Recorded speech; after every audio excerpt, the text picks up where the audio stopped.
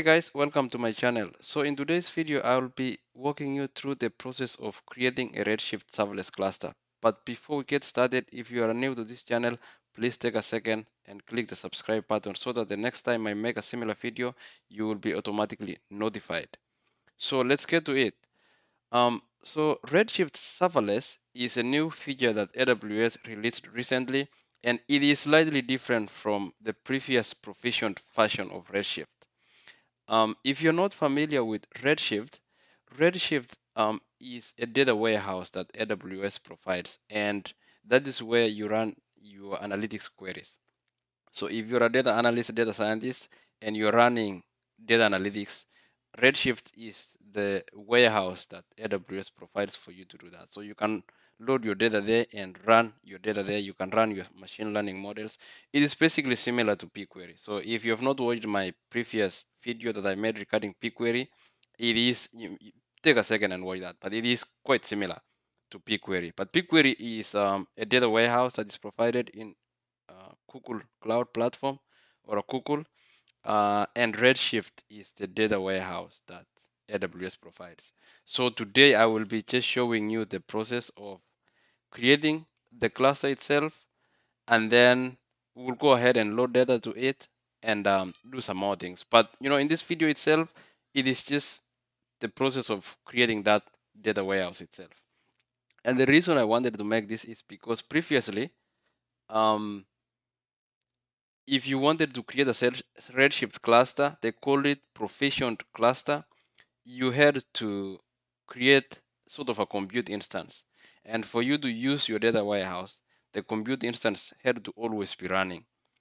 And the downside to that is that if you do not stop your cluster from running, then your cost will really rack up. Like it will go high. Like there was a one weekend that I left it running, and when I came back on Monday morning, the bill was huge.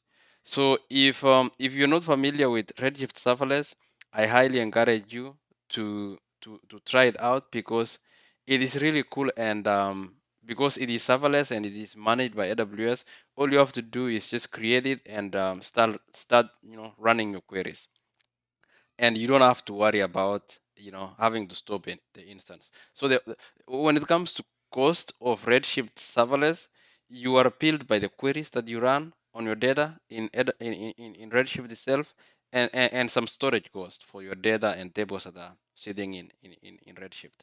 But the biggest improvement, at least from my perspective, that I found was the the fact that you do not have to worry about the compute that your cluster is running on.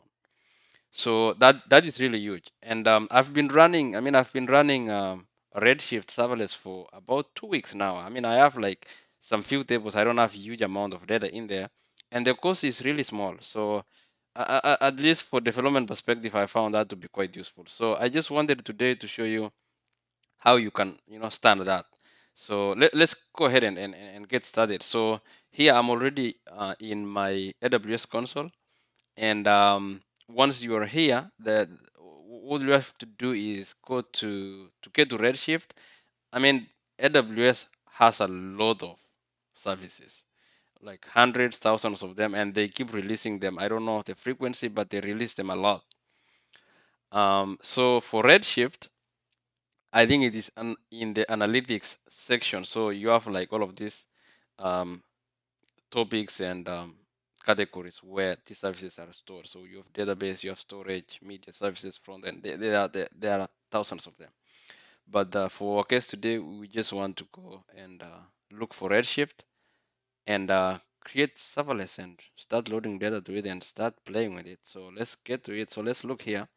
So if you go here, like if you scroll it from the top up, compute, you have all of that. But let's see if we can find Redshift. So you have storage here, database. I believe if there's an analytics section, that's where we'll find it right here. Yeah.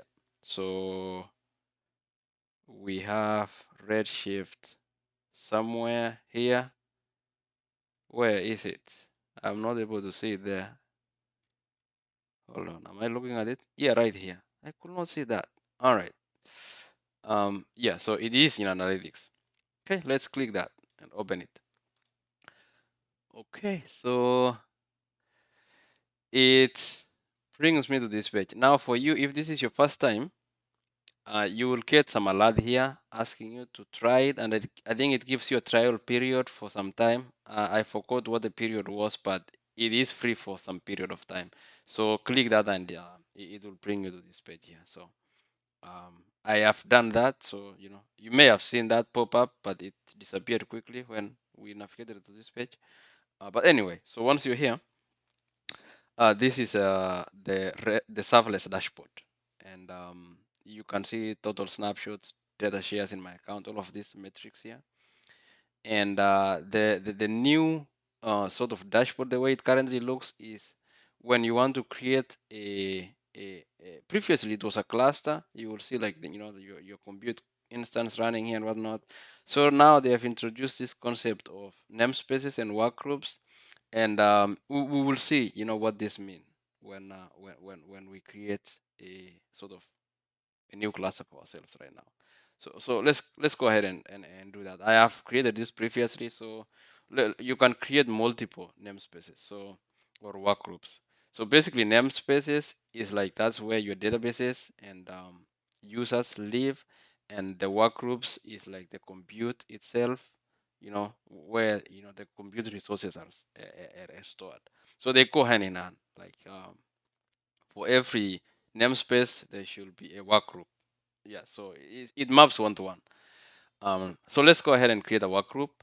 And for this, I'm going to call it. So if you read here, it tells you that the work group is a collection of compute resources from which an endpoint is created. Compute properties include network and security settings. So you can see here, this is behind the scenes. Work group is where the compute resources for your database is going to be stored, and network and security things. So you do need to create a workgroup before you create your namespace. And namespace is basically like where your databases and users live. So let's go ahead and put a name here. So I'm going to name this a demo tutorial. And see, this is the capacity for RPU. I'm going to leave it as default, like 128. I don't even know if I'll be using that, but basically this is a So this is RPU is like Redshift. They call it what? Redshift Processing Units (RPU). Um, I think there are more videos of what this exactly means, but this is basically for like your queries. In Redshift, it's calculated based on the RPU, so it's like CPUs and whatnot. So whenever your queries run, they use these things called RPUs. But anyway, I'll leave this one. For as 128 the default. And this is like your VPC. I'm going to leave the default security group. Um, for this one, I will do one thing. I'm not going to use default here. Let's go ahead and create a security group for this particular demo because I plan to use this one um, for like future walkthroughs and demos. So for you to create a security group, so security group is basically where you define your firewalls. So if you want to connect from your local environment, either through API or some SQL client to your Redshift, you do need to set the firewalls in security group itself. So let's go ahead and create a security group for ourselves. So if you search here security group, I think it is in a EC2. It's an EC2 instance feature. So yeah, right here, just click there, and this is the dashboard for security groups. I have before created um, a security group, but these are some of the security groups I've created before. But let's go ahead and I'm going to rename this so that I don't get anyway. No, let's just leave. It's okay. Let's create another security group for ourselves. The reason why is because I do have like I created before like quickly a security group and I was trying to delete it and it wasn't deleting it, so it didn't remove it. But anyway, let's go ahead and create a security group for just that one instance that we want to bring up for Redshift. So I will say this one is demo security group. I will leave the rest of them as default. We will not add any rule for now. We'll just leave it as default. So it does need description. So security group for Redshift serverless demo. Okay. Yep. So let's click hit there. Okay. So our security group has been created. So we will update this security group in future whenever we want to add firewalls to it. So okay, let's go ahead and so that has been created. So here, let's see if we can see that. We named it. Okay, I don't know how. I think we need to. We may have to reload this.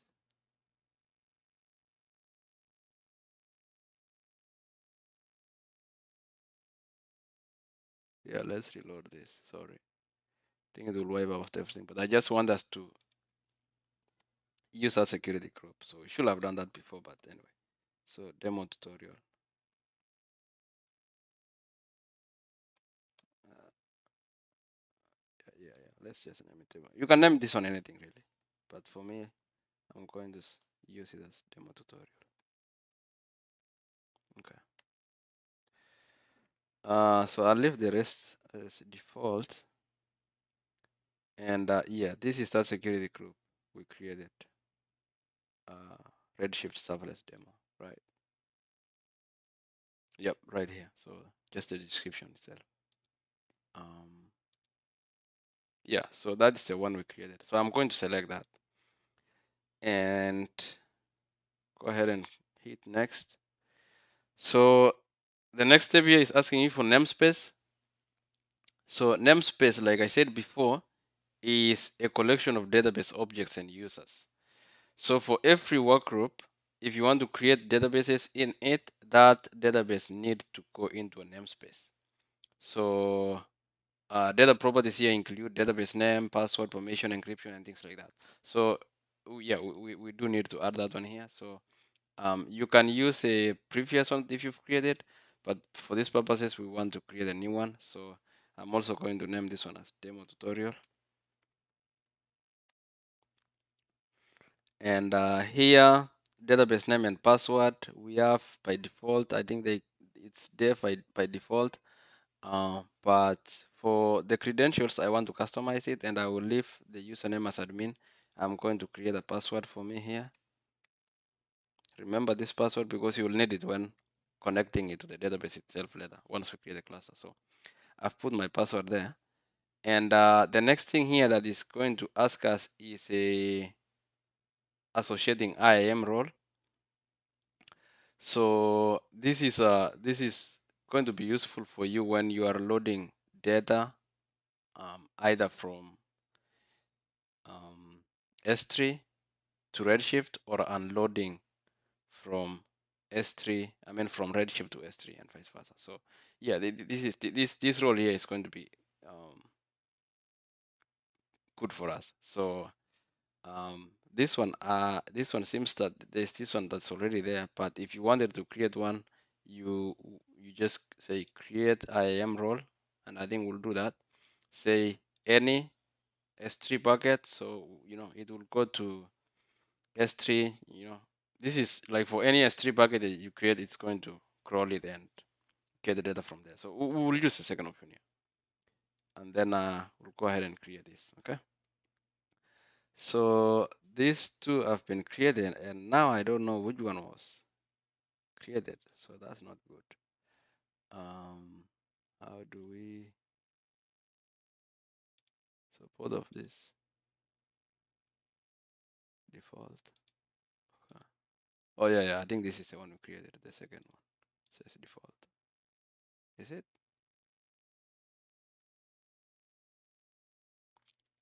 Or anyway, they're the same. But I think this one was the one that was selected. I'm not sure, but usually it is the same. Basically, the idea is these two roles are the same role. So they will do the same type of work. So I can select any of them. I could have selected the one that was there before, but I created it and now I don't know, I did not know the numbers here, but for you, just make sure that if you want to note it, you can note it, but it will do the same functionality. So let's not worry about this. But the idea is you create the IAM role itself and associate it so that it can give you the functionality of loading and unloading your data from um, S3 to Redshift and vice versa. So I'm going to just check, whichever one of this because they're basically the same role, and click next.